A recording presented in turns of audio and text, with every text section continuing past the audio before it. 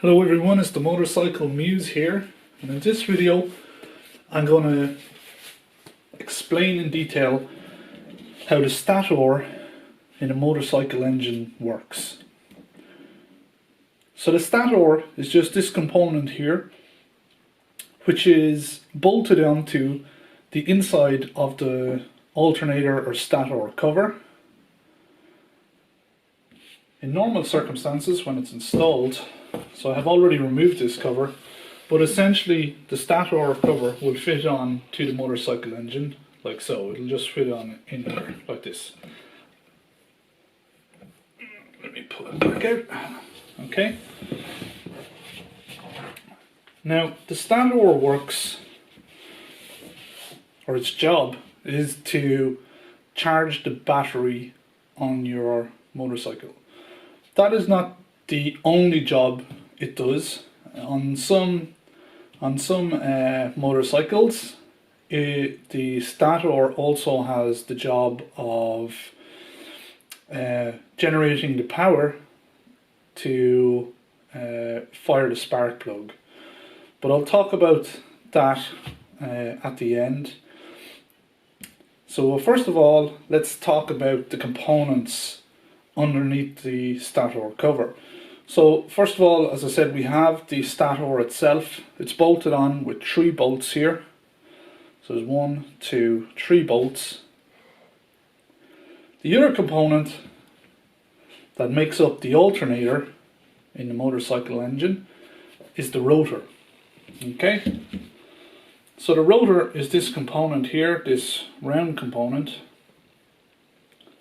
and it sits on the end of the crankshaft. Now when the motorcycle is running, the piston here is moving up and down in the cylinder, which I have already removed just so you can see it a little bit better.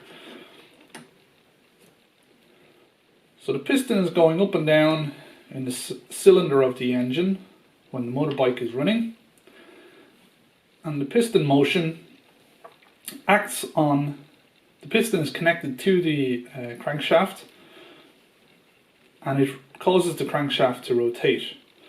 So the rotor, which is on the end of the crankshaft, rotates with the crankshaft.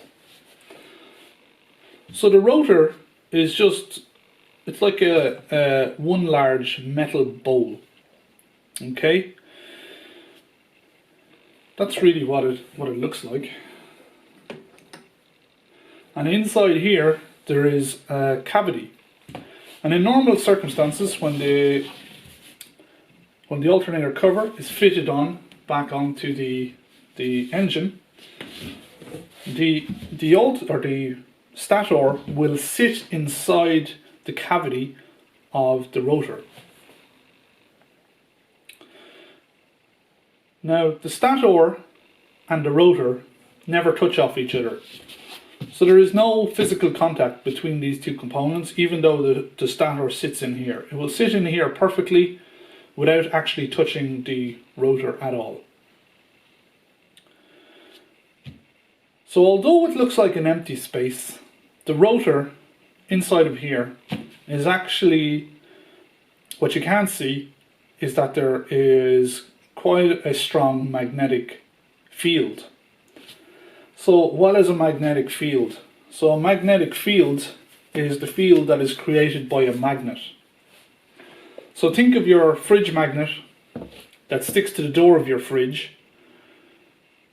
It's held on by an invisible field or an invisible force called the magnetic field, or the magnetic force. Now you can't see it physically. It's impossible to see this magnetic force or magnetic field.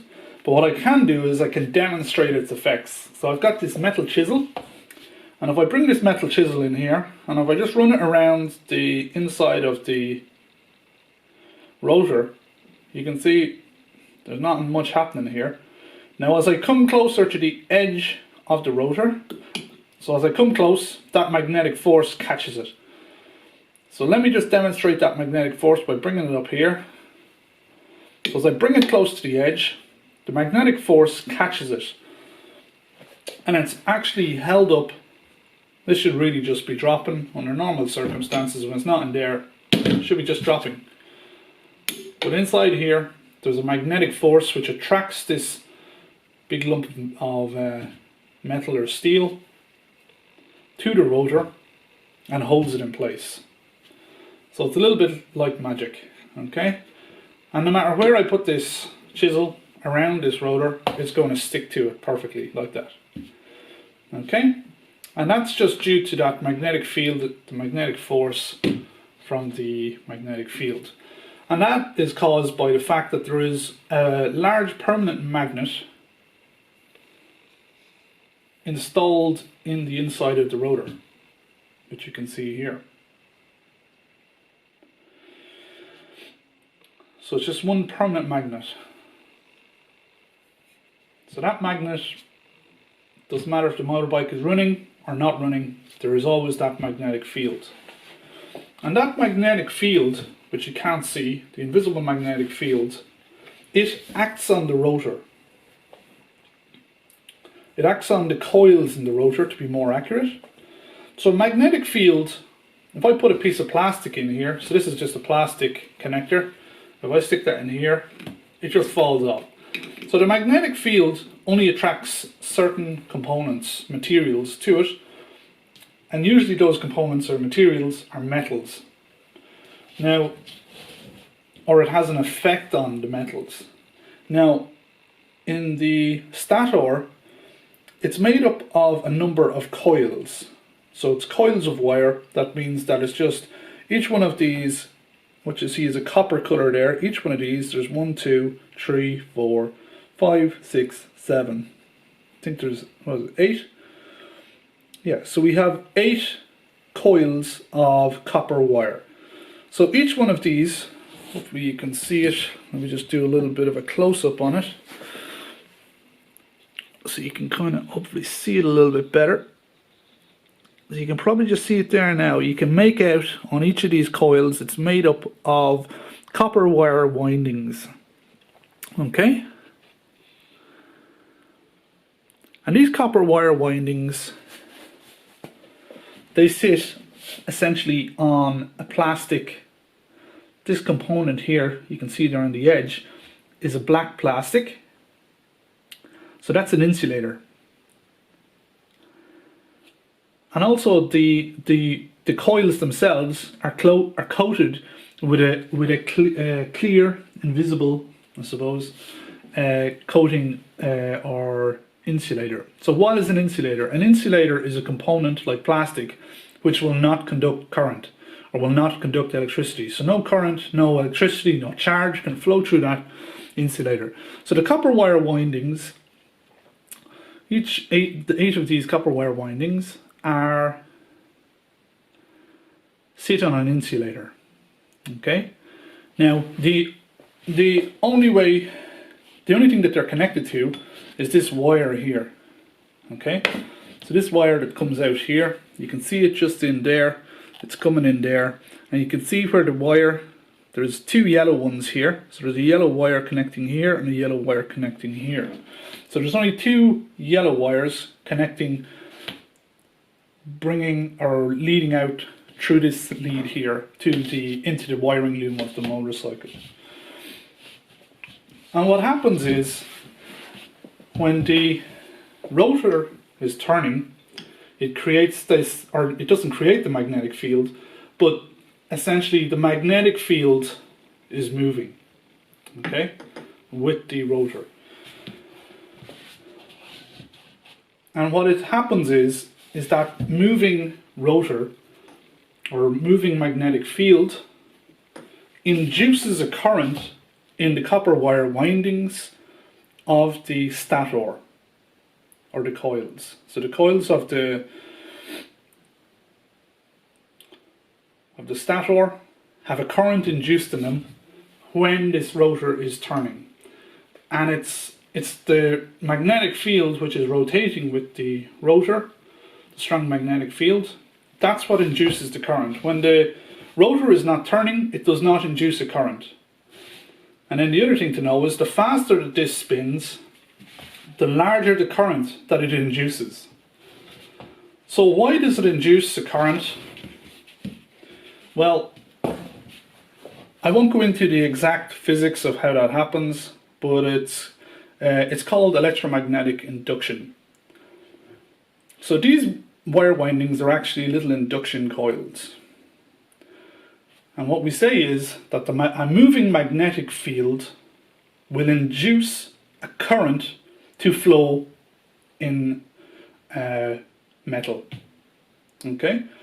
And due to the specific nature of how these wire windings are wound up, due to the shape of this stator and its wire windings, it induces the current in a particular manner. So if we take a look at the coils in this particular stator, we will notice that there is one of them that sticks out like a sore thumb. Okay, so let me just do a little bit of a close-up here so that you can see it a little bit better.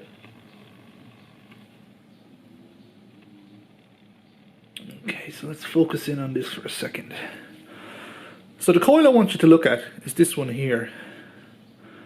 It's actually a little bit different to the other coils. So straight away you can see that it's a little bit larger, and the coating on it makes it look a slightly different colour.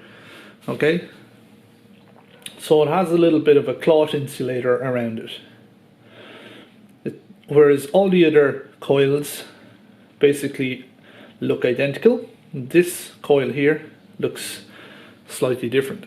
So this coil is called the exciter coil. And it is different from all the other coils because all these other coils here, there's 1, 2, 3, 4, 5, 6, 7. So the 7 other smaller coils are involved in inducing a current, are used to induce a current which flows to the battery to charge the battery. But this particular coil here, the exciter coil, is used to generate the current which flows to the ignition system. So that this coil generates the current which flows ultimately to power the spark at the spark plugs. Okay? Now if we look at all the coils together, we'll see we can count the number of wires that are leading out of the cable here, from the stator through the cable and into the wiring loom. Now we can see that there is 2 yellow wires, okay, connected to the stator here and here. And if we look at the cable, we can see that there is 2 yellow wires feeding into the connector that feeds into the wiring loom. Now it's these 2 wires here, the current induced in these 2 wires feeds into the wiring loom and ultimately to the battery to charge the battery. And I'll come back to that in a few seconds. But if we look at here, we also have this black and red wire, we have a blue and white, and we have a green wire. Now the black and red wire, this one here, that is actually connected up separately in a separate circuit to the exciter coil. So I can actually see it. It's going to be hard for you to see, but I can see it here, that it actually connects to the exciter coil here. Okay, and there's a lead, it goes into this cable through a little wire here. So that's the exciter coil. Not every stator will have an exciter coil. Some stators, all the coils in the stator will be used to generate the charge in the battery. But in some stators, as in this one here, they have an exciter coil and essentially some of the induced current is used to power the battery, and then some of that induced current is used in the ignition system to power the spark plugs ultimately. Now,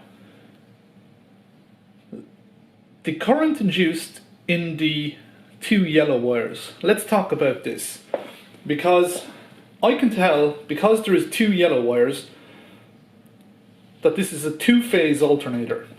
Okay, so when you hear somebody talking about alternators, they'll talk about generally the phase of the alternator. You can have really any phase you want in an alternator, but the two most common phases alternators are the two-phase alternator and the three-phase alternator. So what does that mean? So this is actually quite important if we want to understand how the charging system in a motorcycle battery works.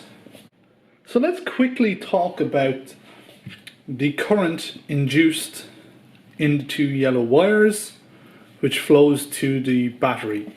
So let's talk about a 12-volt battery that you're going to find in most motorcycles. As the motorcycle is running, it's going to be draining the current from the battery. So your battery is going to die unless you recharge it. And the role of the stator, the alternator, is to recharge that battery. Now, if we measure the voltage across the terminals of the battery, and we find that it's about 12.5 volts, or 12 volts, whatever, to charge that battery, we need to apply a voltage greater than 12.5 volts to actually recharge the battery. If the recharging voltage is less than 12.5 volts, then the battery is going to continue to drain. Okay, so most alternators are going to apply a voltage of approximately, the output is going to be somewhere between 13.5 and 16 volts. Okay, it's usually going to be in and around 14.5 volts. So, due to the way the alternator has a current induced in it, it's actually called an alternating current that flows from the alternator. So what is an alternating current? So an alternating current, I'm going to draw it here, but I'm going to actually not draw current, I'm going to draw voltage. Okay, I'm going to represent that with volts. Okay, so we're having a positive voltage here of, so positive 14 volts. And down here we're going to have negative 14 volts. And this is just time. So over time, the voltage from an alternator, the alternating current is going to look like this.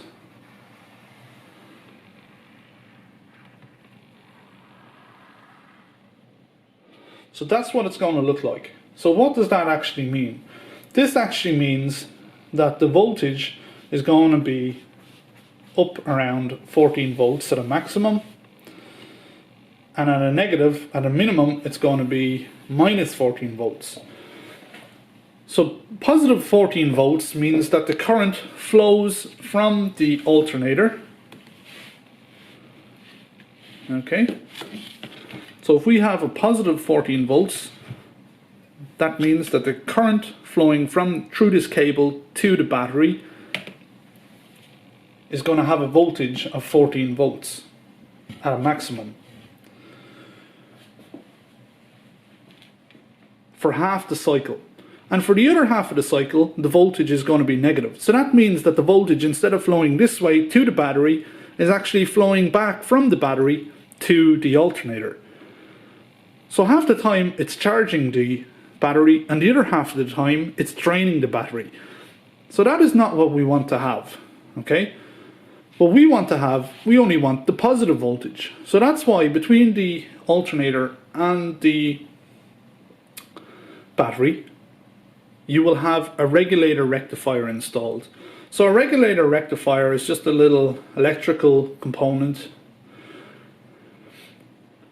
that's going to be installed in the battery or in the motorcycle, somewhere between the alternator and the battery.